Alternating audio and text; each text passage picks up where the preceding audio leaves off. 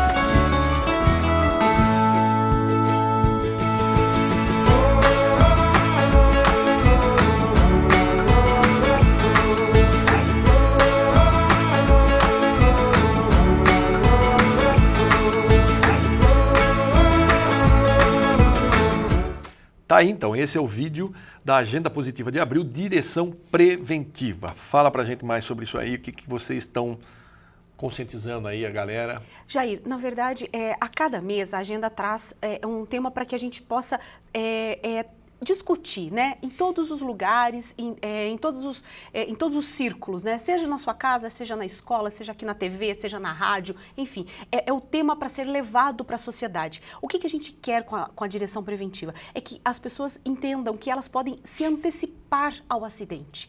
O acidente sempre vem decorrente de uma infração de trânsito, ou seja, você desrespeitou a lei. Você ou está acima do limite de velocidade, ou você está distraído por alguma coisa, pelo celular, que hoje em dia muito comum. Todo mundo tá, né?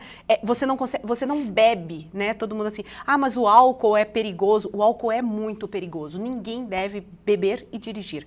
Mas você não bebe segunda de manhã, terça de manhã, quarta de manhã. Mas você fala ao celular todo o tempo. Então, esse é o recado, é prestar atenção no seu comportamento para que você evite se acidentar. Porque na hora que você se acidenta, aí tudo muda. E aí uma das coisas que a gente sempre bate aqui é aquela história, quando um funcionário se acidenta, na verdade, o custo não é só do hospital, né? Pelo contrário. O empresário está pagando essa conta, né? Nós fizemos um levantamento, Jair, os dados ainda são de 2013, mas o Brasil pagou 52 bilhões de reais em 2013 só para vítimas de acidentes de trânsito. Isso é mais do que muito PIB de alguns países. De muitos lugares, de muitos lugares. Se você pensar aí, não dá para você imaginar a quantidade de projetos do Minha Casa Minha Vida que poderiam ter sido feitos com esse dinheiro. Então, o custo do acidente de trânsito é muito alto. O empresário treina aquele empregado, né? O cara tá lá trabalhando na linha de produção, ou tá lá no comércio, já sabendo tudo que tá dentro da loja, fazendo todo. Aí ele sai de moto, se acidenta na esquina e fica aí 8 meses, 1 ano afastado. Quer dizer, ele vai para a Previdência, Então ele vai estar recebendo da Previdência. Vamos combinar que a Previdência está com dinheiro saindo pelo ladrão, né? Inclusive. Olha, tem ladrão saindo pelo próprio, mas tudo bem. Pois é. Então, quer dizer, você onera a Previdência e você onera esse empresário que vai ter que treinar uma outra pessoa, porque ele não pode ficar sem. Vai ter que colocar uma outra pessoa no lugar. Será que esse empregado volta? Qual será a sequela desse acidente? Então, a importância de todo mundo fazer a sua parte. A direção preventiva traz esse recado. Se você efetivamente fizer tudo certinho, tomar os devidos cuidados com relação ao seu transitar, a gente vai estar evitando isso. Os números do DataSUS de 2014, Jair, que foram colocados para a gente aí recentemente, mostram que o Brasil aumentou o número de mortes em 2014 no trânsito. Bom, só para vocês terem uma ideia, eu tenho o filho de um amigo meu, ele foi jantar um determinado dia, isso já faz uns 5, 6 anos, e ele queria comer tomate na salada, ele falou, vou buscar um tomate. Saiu de moto, né? Um infeliz dirigindo um carro, sabe Deus por que estava dirigindo aquele carro, porque depois ele evadiu também, ele bateu no rapaz. O rapaz perdeu a perna, ficou quase um ano afastado. Ninguém sabe quem foi o cara que bateu, porque ele não parou para socorrer. E tudo isso. Ele perdeu a perna. Perdeu a perna. E quase morreu. Diga-se de passagem, ele quase morreu de embolia. Porque demorou o socorro, aquela coisa toda, e enfim. Foi uma tragédia por causa de 2 tomates e um idiota que atravessou a rua sem parar na sinalização. A questão é exatamente essa. A gente não sabe o que vem por ali, né? O que vai atravessar o seu caminho. Mas se você fizer o que está certo, pelo menos, já é um grande cuidado. E se eu fizer a minha parte, você fizer a sua parte, e todos nós fizermos a nossa parte, a gente vai mudar. A gente tem histórico. A Espanha mudou, a Austrália mudou, os Estados Unidos mudou, a Suécia é exemplo. Quer dizer, nós não estamos aqui falando de uma coisa que não existe. A gente está aqui falando de coisas palpáveis. A gente precisa ter educação.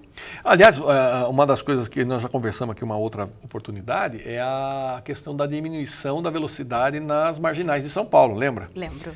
Que é uma coisa que deixou muita gente brava, eu mesmo fiquei pé da vida, falei, não sei o que, mas pela primeira vez eu comecei a observar, né? Aliás, depois daquela conversa, que o trânsito flui, você já não fica mais para, anda.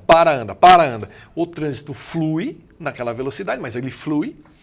E nós tivemos uma redução significativa de mortes e de feridos. De acidentes, né? Muito, muito. São Paulo hoje está dando exemplo para o resto do Brasil. Curitiba fez a mesma coisa, Curitiba diminuiu mais ainda, Curitiba passou para 30 km por hora no centro expandido da capital paranaense. Os resultados são imediatos, Jair. No mês seguinte você já percebe que diminui o número de batidas e é exatamente esse o ganho do motorista. Na marginal você não andava. Hoje você consegue, apesar de devagar, mas anda. Você anda, porque não tem mais aquela batidinha um atrás do outro que você parava todo mundo e ninguém andava, realmente ninguém saiu do lugar. Então, são medidas que não são populares, né? São medidas que não são, principalmente para quem está lá com a caneta na mão, né? Para o prefeito da cidade, para o governador do estado, não são medidas que simpáticas, realmente, né? que vão reeleger. Mas, infelizmente, assim, a gente está começando a enxergar esses ganhos. E você, falando da sua experiência... Da minha percepção. É o que é mais importante. A gente precisa mudar o comportamento. E a redução da velocidade é um deles. Falando em velocidade, falando em trânsito, nós estamos chegando aqui no Maio Amarelo. Daqui a pouquinho estaremos no Maio Amarelo, que é o mês dedicado a justamente combater os acidentes de trânsito, prezar por uma direção e por como é que eu vou dizer assim, por um trânsito mais humano. Como é que estão os preparativos, Daniela? Jair, está sendo muito legal. A gente entra no 3º ano do movimento, né? Que nasceu aqui em Indaiatuba. Eu acho que isso é muito legal. Me lembro que o primeiro vocês vieram divulgar aqui foi o primeiro Exatamente. Maio. A gente estava no ar fazia pouco tempo. Exatamente. A gente teve aqui na TV Indaiá uma das primeiras emissoras que recebeu a notícia que a gente estava botando o movimento na rua. E foi isso mesmo que aconteceu. E a gente está vendo aí que foi muito abraçado pela sociedade. A gente já está... Nessa época, o observatório se divide, né? A gente tem uma equipe que trabalha só para o Maio Amarelo e a equipe que continua os trabalhos do observatório, que a gente não pode parar. Mas, assim, a gente está aí com várias adesões importantes para o movimento. Então, eu já tenho aí a confirmação do governo federal que vai iluminar todos os monumentos de Brasília, os prédios de Brasília de amarelo durante todo o mês de maio.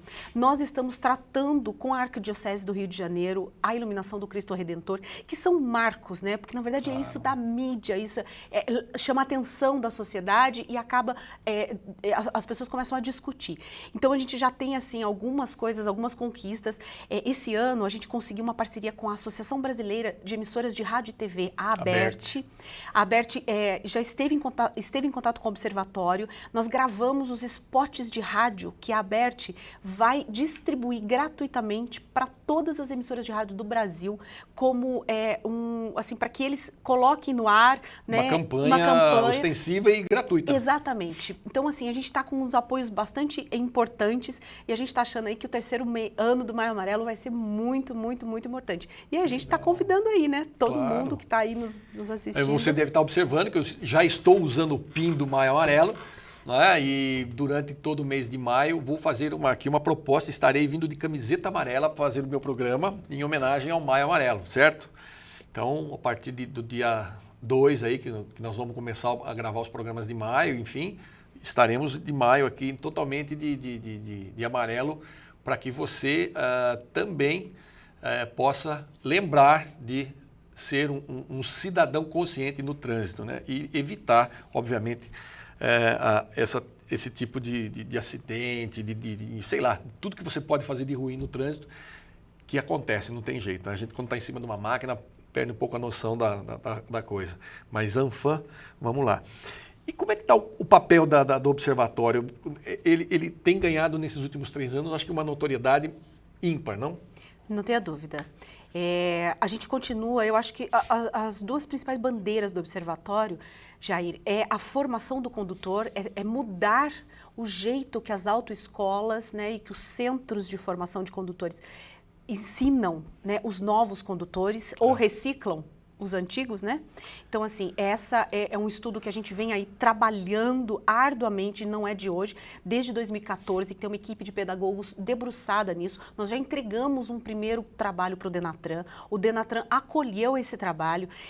A gente acredita que se a gente não mudar essa formação, a gente não consegue ir consertando aos poucos. Então, essa é uma linha de trabalho. Uhum. E a segunda linha de trabalho é a formação na escola. É trabalhar a educação de trânsito para quem entra lá no ensino infantil até a hora que sai no ensino médio. Então, assim, nós estamos trabalhando junto ao MEC um conteúdo de livro do aluno e livro do professor para ser entregue ao MEC de graça pelo observatório, está sendo patrocinado pela iniciativa privada. Nós do observatório temos uma equipe debruçada em cima disso e nós vamos entregar aqui, em 2016 esse conteúdo para que o MEC institua e oficialize a educação de trânsito nas escolas. Eu me lembro que quando eu era criança, né, tem muita gente que não vai nem imaginar do que eu estou dizendo, mas o telegrama era uma coisa que seria o WhatsApp da época, né?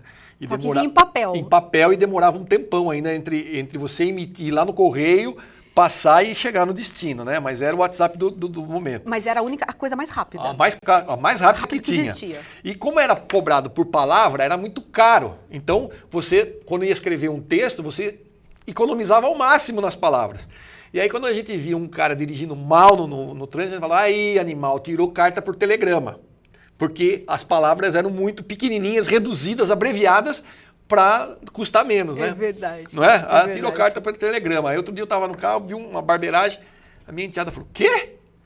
Eu falei, tirou carta por telegrama esse animal aí. O que é isso? Não sabe o que era telegrama. Aí eu virei e falei assim, digamos que tirou carta por WhatsApp. Ah, agora Entendeu? eu entendi. Então é mais ou menos isso. Então, hoje o cara não pode tirar carta por WhatsApp, tem que ter uma certa Exatamente. Tratar educação. mesmo, exatamente, tratar essa formação com critérios pedagógicos, né? Então o cara tem que entender por que ele tem que andar na velocidade, ele tem que entender que ele não pode fazer aquela conversão a 60 por hora se a placa está 40. Então, assim, explicar para o cara que está sentado ali, que vai receber aquela CNH, exatamente quais são os cuidados, quais são os riscos que ele tem no trânsito. Então, esse trabalho do Observatório continua, né, entre outras coisas, a gente continua aí fazendo uma série de coisas, inclusive buscando parcerias com pessoas que possam, que tenham ingerência, né, dentro de uma comunidade, para que interfira, para que influencie, né, positivamente, entenda o seu papel dentro do trânsito. Maravilha. Daniela, obrigado pela participação. Imagina. E no mês que vem estaremos de volta, então, já com o Maio Amarelo. Se Deus quiser. Eu convido aí todo mundo a participar do Maio Amarelo com a gente. Acompanha aí no site do Observatório. Site, né? É o www.onsv.org.br e o maioamarelo.com, que também está lá com todas as informações. E quem quiser participar, chega junto. É só chegar. Valeu, obrigado. Obrigada eu. Você aí de casa, não saia daí. Daqui a pouquinho tem mais um convidado aqui no nosso Papo Livre.